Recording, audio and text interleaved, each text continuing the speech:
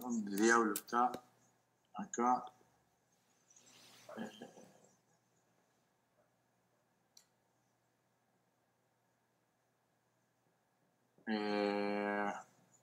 No sé si se están uniendo más todavía.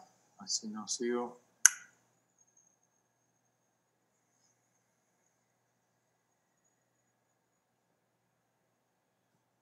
¿Alguno la graba ahí? ¿Puede grabarla? Sí, yo la estoy grabando. Ok. Bueno, les muestro un poquito lo que estábamos hablando recién de la autorregulación. Mientras se van juntando algunos chicos más.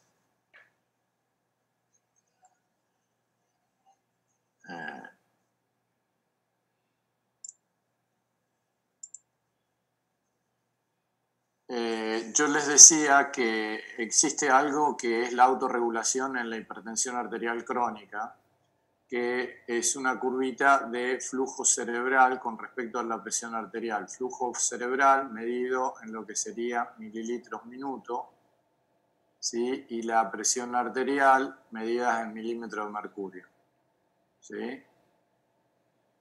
Entonces, si nosotros ponemos un valor estable de 80 a 120, que sería una presión normal, ¿sí? La curva de flujo cerebral es una curva acá que podríamos decir que es así, ¿sí?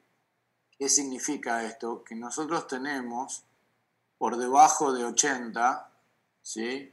El flujo se sigue manteniendo estable. Esto caería más o menos acá para que tengan una idea. Vamos a poner 80 acá.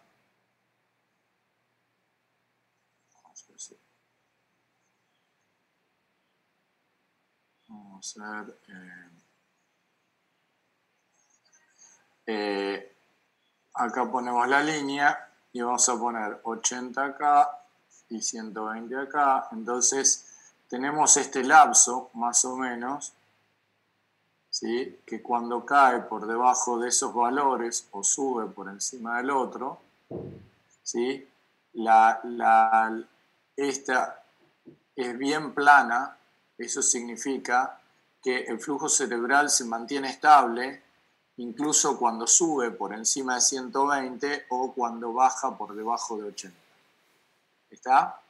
Entonces, ¿qué era lo que les quería decir con respecto a esto que estábamos hablando? Con respecto a esto, que le vamos a cambiar el color, es que la curva de flujo cerebral en el paciente hipertenso crónico se corre para la derecha.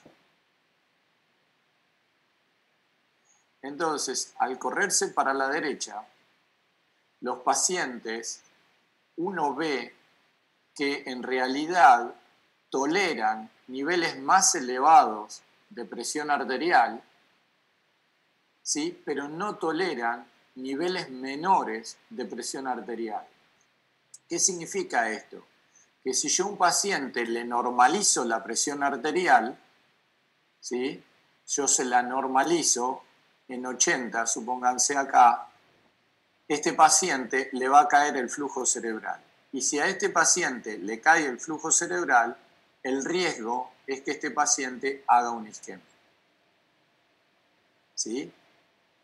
Lo que sucede antes era que en el paciente hipertenso, en el paciente que tiene esta curva de flujo cerebral normal, con presiones normales, ustedes fíjense que en este paciente si hace una crisis hipertensiva, ¿sí? A niveles más altos, probablemente de 200, de presión arterial sistólica, que ese paciente empiece a aumentar, ¿sí? El flujo cerebral. Y esos son los pacientes que pueden hacer frecuentemente por elevación, ¿sí? De la presión arterial, el flujo cerebral, y este desemboque en lo que sería un accidente cerebrovascular hemorrágico. ¿Lo entendieron a eso? Entonces, este grafiquito que yo les hago es un grafiquito para tener en cuenta fundamentalmente que uno debería pensar que a un paciente con una crisis o emergencia hipertensiva no debo normalizarle la presión arterial. Sí debo bajarla, pero no normalizarla, porque si yo le normalizo la presión arterial, es muy probable que este paciente sea un hipertenso arterial crónico y al normalizarle la presión arterial, el flujo cerebral caiga y ese paciente me haga una complicación que es una isquemia cerebral o una isquemia en otro lugar, porque el flujo cerebral baja en todos los órganos. Entonces me puede hacer, ¿sí?, una isquemia cardíaca si además el paciente tiene una enfermedad coronaria previa. ¿Entendieron? Sí, doctor, a mí lo que no me quedó muy claro fue lo del riesgo del ACV hemorrágico. El ACV hemorrágico es más riesgo en un paciente que tiene una crisis o emergencia hipertensiva, no emergencia, una crisis hipertensiva, llamémoslo así. ¿Qué es una crisis hipertensiva? Una crisis hipertensiva es un aumento brusco de la presión arterial en un paciente con presión arterial normal. ¿Qué es lo que sucede en ese paciente? Tiene una curva como la curva roja, ¿sí? Una curva plana donde se mantiene estable, ¿sí?, el flujo cerebral con poca elevación, ¿sí?, de la presión arterial. Ahora, si ese paciente supera los 200 de sistólica, ese paciente va a tener aumento del flujo cerebral y por ende riesgo a ruptura de una arteria con un accidente cerebrovascular hemorrágico. ¿Lo entendieron? Sí, ahora sí, gracias. ¿Está? Lo que yo quería decirles es que muchos de todos los pacientes por la prevalencia de la presión arterial tienen hipertensión arterial crónica y por ser hipertensos crónicos, la curva esta de flujo cerebral está corrida a la derecha. Entonces, lo que uno tiene que saber es que yo no puedo bajarle bruscamente la presión al paciente porque es muy probable que el paciente no lo tolere, porque le caiga el flujo cerebral o caiga el flujo en otros órganos y me genere una isquemia. Si es a nivel cerebral, me va a dar un accidente cerebrovascular, ¿sí?, isquémico, y si es a nivel cardíaco, me va a dar seguramente un infarto agudo de miocardio. ¿Entendieron? Entonces, el límite inferior de autorregulación es un 25% de la presión arterial media. Yo les había mostrado anteriormente que la presión arterial media era igual, ¿sí?, a tensión arterial diastólica, ¿sí?, más un tercio de la diferencial. Más o menos nosotros consideramos que uno diría son aproximadamente unos 130 de presión arterial media. ¿Está bien? ¿Entendieron? Sí, sí. Bueno. Perdón, yo les dije un dato malo ahí. 130 de presión arterial media, no, es muy alto 130. Es presión arterial diastólica. Yo sé, lo que pasa es que todos utilizan la presión arterial media, ¿sí? Y en general nosotros no utilizamos mucho la diastólica. La presión arterial diastólica no debe ser superior a 120, 130 la diastólica, porque eso incrementa mucho la media, y la media, ¿sí?, es la que me puede producir aumento del flujo cerebral y por ende un evento hemorrágico. ¿Hasta ahí lo entendieron? ¿Sí? Bueno, ahora vamos a cambiar de vuelta acá en New Slide. Bien. Vamos a...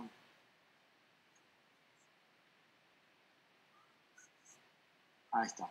Entonces, en el gráfico que yo ya les mostré, que les quedó grabado, ¿sí?, tenemos que tener en cuenta estos datos que nosotros tenemos en la autorregulación de la presión arterial. Recordar siempre que en la hipertensión arterial crónica el paciente va a correr la curva de flujo cerebral hacia la derecha.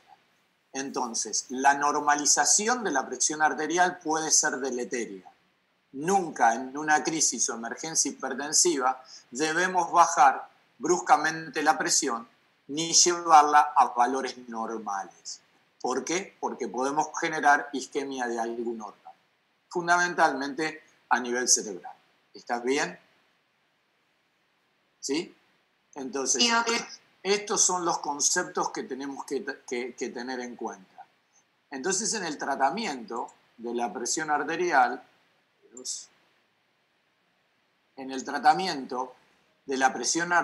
o de las emergencias, urgencias hipertensivas, decíamos recién, ¿se debe normalizar la presión arterial?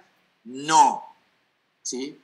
Se debe llevar a valores, ¿sí?, más bajos de la crisis del paciente en un lapso, dependiendo si es emergencia menor a 6 horas o si es urgencia en 24 a 48 horas, que es el tiempo que me da, ¿sí?, para evitar eventos adversos mayores deleterios por la hipertensión arterial.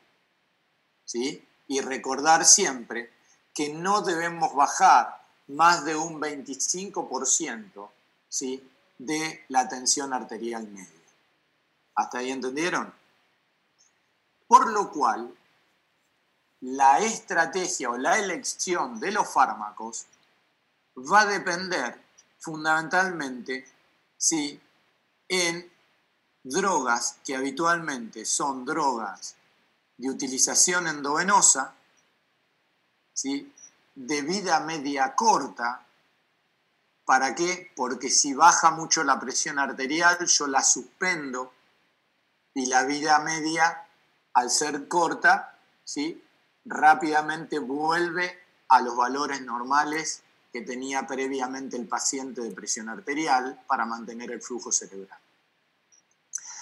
Hace muchos años se utilizaban en las ambulancias una droga que ustedes conocen, que es un bloqueante cálcico como la nifedipina, y venía la nifedipina que venía una capsulita que se la pinchaba con una aguja y salían unas gotitas y se la ponían debajo de la lengua.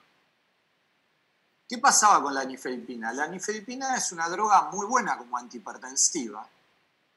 Por supuesto que cuando se la dábamos sublingual es de absorción muy rápida y de acción rápida, es de vida media corta, ¿sí?, pero mucho mayor que drogas endovenosas, como puede ser el nitroprusiato o como puede ser el labetalol, que son drogas que tienen 1 a 2 minutos de vida media, ¿sí?, y esta tiene horas, es de vida media corta, pero dura horas. Entonces, llegaba una ambulancia a un lugar, porque lo llamaban porque tenía una hipertensión arterial, una crisis hipertensiva, y el ambulanciero, como decíamos nosotros, le ponía le pinchaba la capsulita y le ponía unas gotitas de nifedipina debajo de la lengua. Lo subía a la ambulancia, le hacía un electrocardiograma y lo llevaba al hospital. Y cuando llegaba al hospital, venía el paciente, lo traigo por una crisis hipertensiva, y nosotros nos acercábamos al paciente y decíamos, tiene una ACV. Ah, sí, estaba con déficit motor, dice el ambulanciero. No, en realidad el ACV lo hizo después de haberle colocado la nifedipina. ¿Por qué? Por ese concepto que yo les decía, que los pacientes hipertensos crónicos se corre la curva a la derecha y al bajarle bruscamente la presión arterial, ¿sí?, ese paciente baja el flujo cerebral y el paciente hace una isquemia, ¿sí?, cerebral. ¿Lo entendieron? Esto nosotros lo veíamos frecuentemente y era muy habitual que pasaba. Entonces, concepto fundamental en las emergencias y urgencias hipertensivas. ¿Se debe normalizar la presión arterial? No.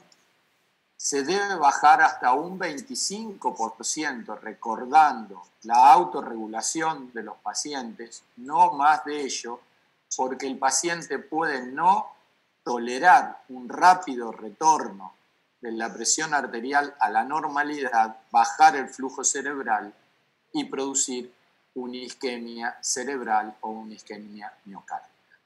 ¿Ok? ¿Y esta PAM es la PAM que tiene durante la crisis? Siempre hablamos de PAM en el momento que la tiene el paciente. Sí, perfecto. Gracias. ¿Está? O sea, a vos te viene un paciente que viene con 200, 120 de presión arterial, sacá la cuenta rápida, 200, 120, tenés 200, 120, tenés 80, ¿sí? 80 dividido 3, rápidamente, 80 dividido 3, tenés 26 y tenés 120 más 26, 146 de TAM. ¿Está? El paciente tiene una presión arterial, una TAM bastante alta. ¿Ok? Sí. Entonces, ¿cuánto tenemos que bajarle? Hasta un máximo del 25% de la TAM. Entonces,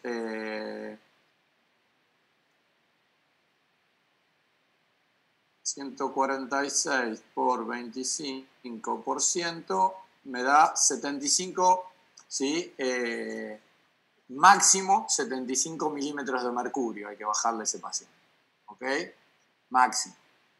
Yo bajo por debajo de eso y ese paciente, ¿sí? Va a tener,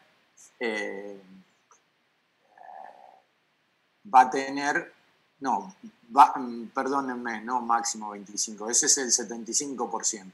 El 25% es el resto, ¿sí? Aproximadamente unos 30 milímetros de mercurio es lo que le puedo bajar al paciente para evitar un accidente cerebrovascular. Bueno, y esto es... ¿Estos 30 son de la PAM o de la diastólica? De la tensión arterial media, siempre de la media. Ok. Siempre de la media. ¿Está? Bueno, entonces vamos a los tratamientos. Como les decía recién, conceptos generales en el tratamiento de la crisis hipertensiva y de la emergencia hipertensiva, que es la que más me interesa. Primero, todo paciente con una emergencia hipertensiva sabemos que lo que tiene son enfermedades graves. Tiene encefalopatía hipertensiva, accidente cerebrovascular, edema agudo de pulmón, síndrome coronario agudo, aneurisma disecante de aorta, feocromocitoma, eclampsia. Todas patologías. Una crisis de hipertensión arterial con estas patologías agudas. Estamos bien, ¿no? Segundo concepto. Por el tema de autorregulación, no bajar mayor del 25% de la tensión arterial media, porque esos pacientes pueden tener corrida la curva hacia la derecha de flujo cerebral y si yo normalizo la presión arterial puedo generar una isquemia.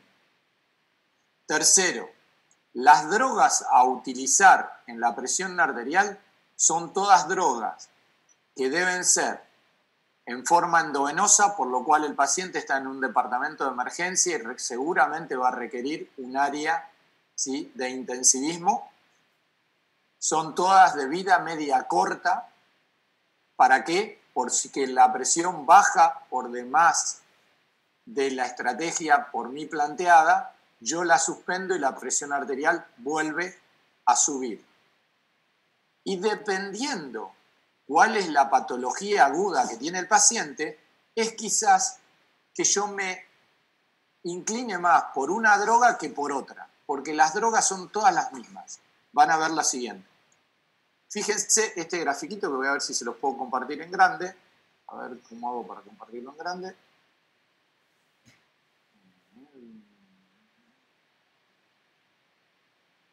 ¿Cómo hago para compartir en grande? Donde dice iniciar presentación. Acá, ahorita. Póngalo como forma de presentación, Doc. Presentación. ¿Dónde? Arriba a la derecha de la pantalla, iniciar presentación. ¿En esta misma? Ah, acá, perdóname. Ahí estamos. Ahí está. Fíjense lo siguiente. Fíjense lo siguiente. ¿Sí? Estas son emergencias hipertensivas. Yo esto lo copié de un gráfico, pero son más o menos todas las que tenemos. Y fíjense que todas las drogas que utilizamos son tres, básicamente. El labetalol, que es un beta bloqueante. el nitroprusiato de sodio y la nitroglicerina endovenosa. Estas son las 3 drogas que generalmente utilizamos para el tratamiento de las emergencias hipertensivas. ¿Por qué? Porque son 2 que son nitritos y una que es un beta bloqueante, que son de vida media corta, de utilización endovenosa y de fácil autorregulación por ser de vida media corta y de acción rápida. ¿Está? Entonces, si ustedes del lado de la izquierda tienen las distintas emergencias hipertensivas, yo hace muchos años cuando me dieron la clase de fármacos de emergencias hipertensivas, yo dije, bueno, en definitiva, la droga más importante para el tratamiento de la emergencia hipertensiva siempre es el nitroprusiato de sodio, porque es el más fácil para utilizar, ¿sí? Y porque fácilmente puedo regular la presión arterial en los niveles de estrategias planteados. Bueno, en realidad, entre el nitroprusiato de sodio y la nitroglicerina hay una pequeña diferencia de acción, que la nitroglicerina endovenosa, que también es un nitrato, ¿sí? O un nitrito, tiene un efecto, cuando lo damos por vía endovenosa, de vasodilatación arterial y venoso. Entonces, como tiene un efecto de acción de vasodilatación arterial y venoso, me sirve mucho más para el síndrome coronario agudo. Entonces, si yo estoy frente a una emergencia hipertensiva, que es un síndrome coronario agudo, ¿sí? Utilizo más la nitroglicerina que el nitroprusiato de sodio. Aunque también puedo utilizar el nitroprusiato, pero eso es una decisión de elección y de lo que tenga a disposición. Años después, pudimos tener en nuestro mercado la Betalol, que es un beta bloqueante, que hoy es la droga de elección, ¿sí? Para todas las emergencias hipertensivas, porque cumple casi todas las funciones, ¿sí? Que cumple el nitroprusiato o la nitroglicerina, y algunas con mayor protección, fundamentalmente a nivel cerebral y a nivel coronario. Ustedes saben que los beta bloqueantes a nivel coronario, además, disminuyen el ritmo cardíaco y disminuye, por ende, la demanda de oxígeno, ¿sí? Por parte de la fibra miocárdica. Por lo cual, hoy en día, para todas las emergencias hipertensivas, ¿sí? Salvo alguna en especial, que ahora les voy a nombrar, o algún paciente en especial, la droga de elección pasó a ser el labetalol. Entonces, tratamiento de las emergencias hipertensivas, nunca llevar la presión a la normalidad. Bajarlo hasta un máximo de un 25%, ¿sí? De la presión arterial media que tenía al momento de la crisis. Por lo que ya les había comentado del corrimiento de la curva hacia la derecha en el paciente con hipertensión arterial crónica. Número 2. Las drogas a utilizar en los pacientes con una emergencia hipertensiva son drogas de vida media corta y de acción rápida, para evitar todos estos cambios bruscos del flujo cerebral. ¿Sí? Número 3. La elección de las drogas va a depender de la patología acompañante de la emergencia hipertensiva. Fundamentalmente, quizás en el caso del síndrome coronario agudo, nos pueda servir mucho más el beta bloqueante y la nitroglicerina. En el resto de las cosas, generalmente el nitroprusiato es una muy buena droga.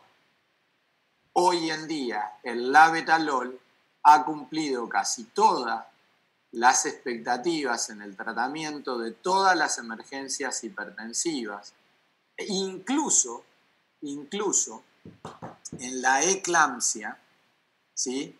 Incluso en la eclampsia, que es una de las que sale un poquito fuera del resto de todas las emergencias hipertensivas. ¿Por qué les digo sale del resto? Porque ustedes saben que la preeclampsia que se cree que es inmunológica, que se produce en el primer embarazo habitualmente de una mujer, no se vuelve a repetir, salvo que sea diferente padre, ¿sí? Porque parecería haber algún componente genético, ¿sí?, del padre que genera esta respuesta autoinmune, que produce una crisis hipertensiva con proteinuria e insuficiencia renal y mucho edema si uno no la trata. El tratamiento fundamentalmente de la preeclampsia o de la eclampsia es la finalización del embarazo, ¿sí? Pero a veces, antes de la finalización del embarazo, por supuesto que si estamos en una eclampsia hablamos de emergencia, y si estamos en una preeclampsia tenemos más tiempo para poder resolver esto, podemos utilizar drogas. La droga que ahora nos sirve mucho es el labetalol, ¿sí? Pero se utiliza muchísimo es el sulfato de magnesio. Como dicen los obstetras, la sulfaté a la paciente porque estaba con una preeclampsia, que es la única droga que sale fuera de todo el resto de las emergencias hipertensivas y solamente se utiliza en la preeclampsia o en la eclampsia cuando el paciente corre riesgo de vida.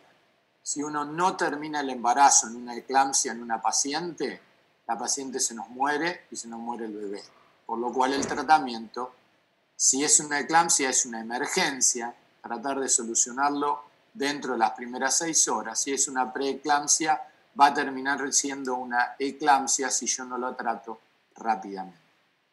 ¿Entendieron? Sí, doc. No sé si me quieren hacer alguna otra pregunta. Creo que ya terminé con todo. No tengo más cosas para decirles.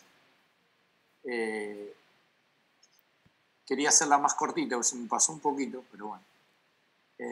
Tengo una pregunta nomás. Después estos pacientes en el que trato la idea es en el que es una urgencia normalizar no normalizar, bajar la presión en 24 o 48 horas. Después, ¿cómo es? Lo mando a que, o sea, o algo, todos, digamos, tienen que tener un seguimiento después por parte de un médico, ¿no? Sí, yo acá les había puesto en urgencias hipertensivas. Si ustedes van y leen en los libros van a encontrar un montón de urgencias, porque como ya lo había declarado el Comité de Evaluación y Tratamiento de los Estados Unidos sobre urgencias y emergencias, lo que trató fue diferenciarlo, los dos términos, en un tema operacional. ¿Por qué digo operacional? Porque es lo que uno necesita hacer en estos pacientes o qué estrategia debe tomar en un tiempo determinado para solucionarlo.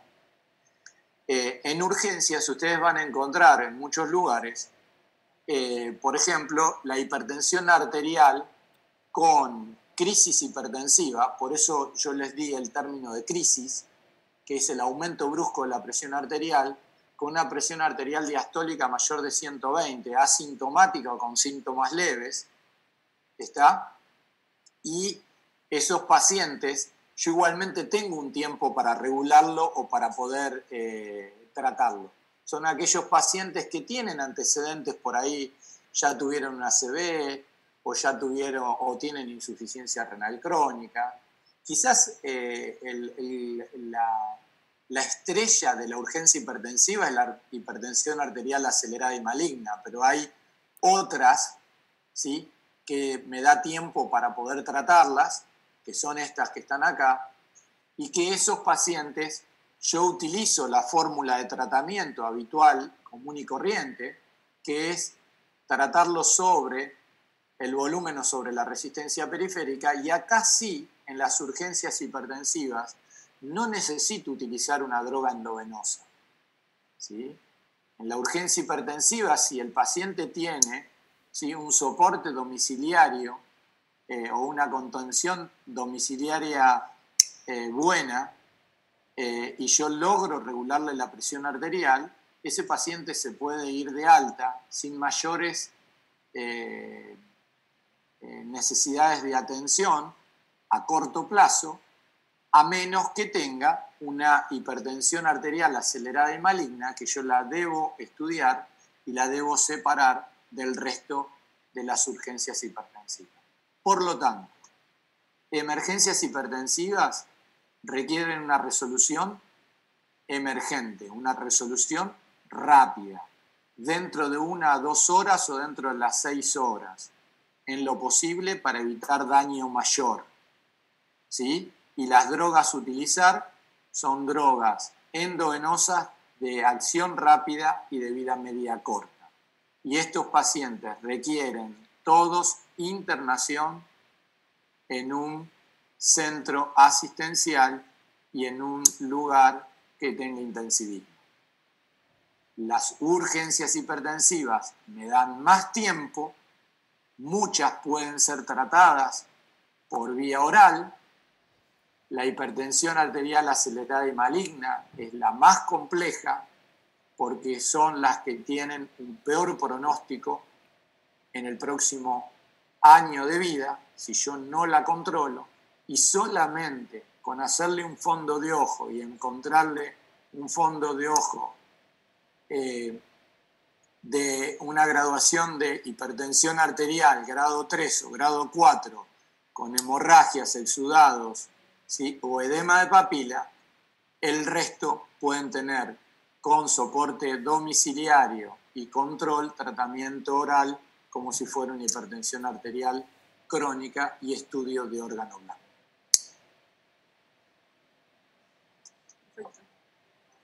Doctor, yo tengo una pregunta, capaz que es un poco tonta, pero bueno, ¿es posible que un paciente se entere que es hipertenso debutando con una urgencia por hipertensión arterial acelerada y maligna? ¿Es posible que un paciente... Claro, que un paciente descubra que es hipertenso por una urgencia de justamente por hipertensión arterial acelerada y maligna. Sí, es decir, cuando uno habla de emergencias y urgencias hipertensivas, en muchos lugares van a encontrar que es cómo se presenta un paciente en un departamento de emergencia, en una guardia. Cuando viene un paciente a una guardia, ¿sí? Viene y dice, vengo porque tengo hipertensión arterial. Me fui, me tomé la presión arterial y tengo 200, 120 presión arterial. Upa, decimos nosotros. Tenemos una presión arterial media bastante alta. Tiene una presión arterial diastólica mayor de 120 y tiene una sistólica mayor de 200 o igual a 200. Ese paciente está frente a una crisis hipertensiva, pero está asintomático. ¿Cómo sé yo si ese paciente tiene o no tiene, ¿sí? Una hipertensión arterial acelerada y maligna? Que hago un fondo de ojo. Si el paciente tiene daño de órgano blanco, es decir, tiene un fondo de ojo con una graduación de hipertensión arterial 3 o 4, es decir, que tiene hemorragias o que tiene edema de papila, listo, ya no tengo muchas cosas más, le hago un análisis de sangre y encima le encuentro que tiene 1,5 de creatinina, tiene insuficiencia renal, este paciente tiene hipertensión arterial acelerada y maligna hasta que se demuestre lo contrario. ¿Qué es lo que me predice el tener una hipertensión arterial acelerada y maligna? Me dice 3 cosas. La primera que me dice es que el paciente ya tiene daño de órgano blanco. La segunda que me dice es que si yo no le soluciono este problema al paciente, estos pacientes van a tener una mortalidad de 70% al año. ¿Está? Y la tercera es que si yo le soluciono el problema al paciente, van a tener una sobrevida de más de 80% de los pacientes a los 5 años. ¿Ok? ¿De qué va a depender eso? Del resto de los cuidados de los órganos ya afectados. Entonces va a requerir estudiarlo, ¿sí? Como corresponde, pero yo ya sé dónde estoy parado frente a un paciente con una hipertensión arterial acelerada y maligna. Gracias, Doc. Doc, tengo una duda. El labetalol, las dosis iniciales y después cómo continúo con el tratamiento del paciente, ¿cuáles serían? Mira, yo nunca les doy dosis a los chicos. Te explico por qué. Porque como esto es de un manejo de intensivismo, me parece que es meterlos a ustedes en un tema que es un poco medio engorroso.